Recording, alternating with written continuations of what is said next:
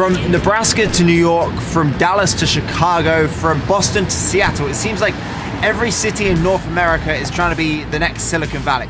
But what's happening here in Toronto, it seems unique. My name's Andy Burgess, and in May I teamed up with Red Bull to head to Stockholm, Sweden to discover why that city has so many unicorn startups. In fact, it has the most unicorn startups outside of Silicon Valley.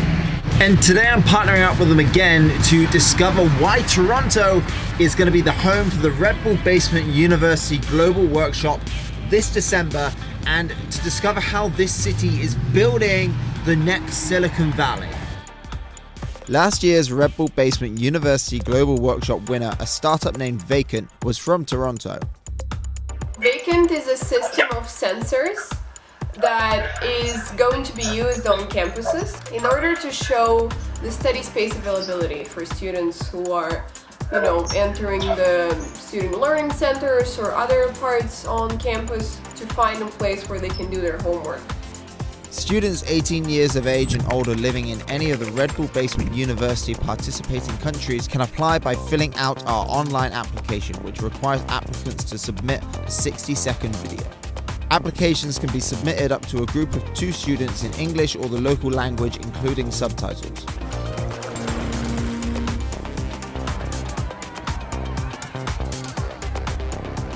But why Toronto?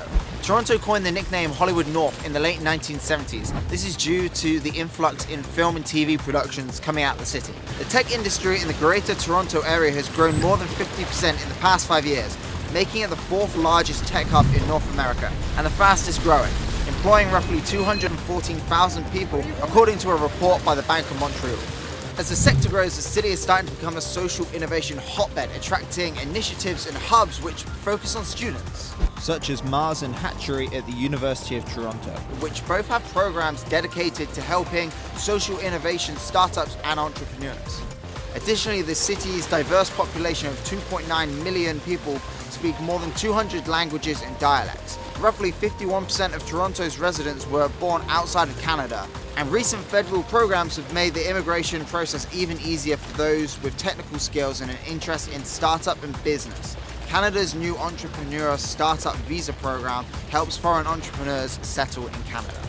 And when you also look at Toronto's comparatively low housing, office and talent costs compared to cities in the United States, and its relatively affordable educational system, you can start to understand how the nickname Silicon Valley North is on the verge of becoming a reality. Hey, thank you so much. No worries. Thank you. So we're at Ryerson University today, and we're going to be talking to a founder in the Social Innovation Lab. My name is CG Chen. I'm the founder and executive director of Ample Labs. We're a tech nonprofit using technology to empower people facing homelessness. My name is Sarah Tran, and I'm assistant professor of social innovation design in the Faculty of Design here at OCAD University. We are one of the fastest growing cities in North America, and people are coming to Toronto from all over the world. It's part of our immigration policy in Canada that has been really open to welcoming immigrants from all parts of the world, and they're bringing with them their skill sets, their perspectives that are creating this really rich space for a lot of interesting ideas to emerge. My university hosts like 12 different zones that looks at entrepreneurship from very different angles. There is legal innovation, fashion, there is social innovation, digital media, and that's my university alone. And when you get something upwards of 60 startup incubators or accelerators throughout the city. And so you really see very innovation-focused young people who want to achieve tech for good kind of mindset. Tech scene in Toronto, I find that people are very ambitious, very smart.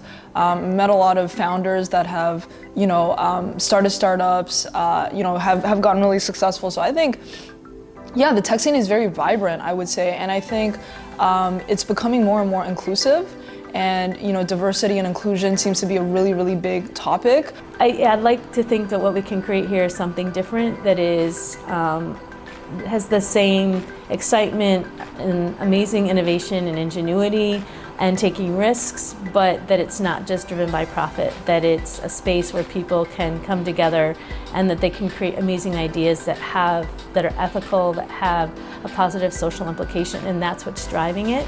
It was super interesting to hear her thoughts on how startup founders in Toronto are very deliberate and intentional about how they want to set up their company and live here compared to places like Silicon Valley. And we have to touch on the CN Tower. It's a landmark of Toronto, a Canadian icon, and an engineering wonder. For more than 40 years, the CN Tower has fostered a legacy of innovation. And it stands here as a symbol of what can be accomplished by creativity, technology, and solutions. The Red Bull Basement University is aimed at student innovators with the technology for good mindset. They're co-creating projects to improve student life, driving positive change on campus and beyond through technology. For a voting and judging process, Red Bull Basement University selects the brightest ideas from student innovators from around the world and brings those ideas to life. Country winners are invited to the Red Bull Basement University Global Workshop, a 4-day event comprised of lectures, workshops, and mentorship sessions, all leading up to the final pitching competition. Each country winning team that wins a ticket to the Global Workshop will then enter a 6-week development phase to further evolve their idea and project with the support of their designated mentor. During this phase, Red Bull Basement University will provide the basic funds, international mentorship by top-notch experts from different fields, networking opportunities, and a well-equipped workspace. Towards the end of the Global Workshop, each team will present their final idea to a panel of judges and external experts, who will together select one winning idea based on the following 4 factors: feasibility, impact, creativity, and pitch presentation. So it's our final day in Toronto, and when we arrived, we were trying to work out if Toronto is the next Silicon Valley. I think it's something different. I think there's something more. It's very inclusive, it's extremely diverse, and there's a strong focus on social innovation. So if you're an innovator and you want to hack for a brighter student life, then you can apply for the Red Bull Basement University Global Workshop right here. Or maybe here, or here. You can apply online at the link provided.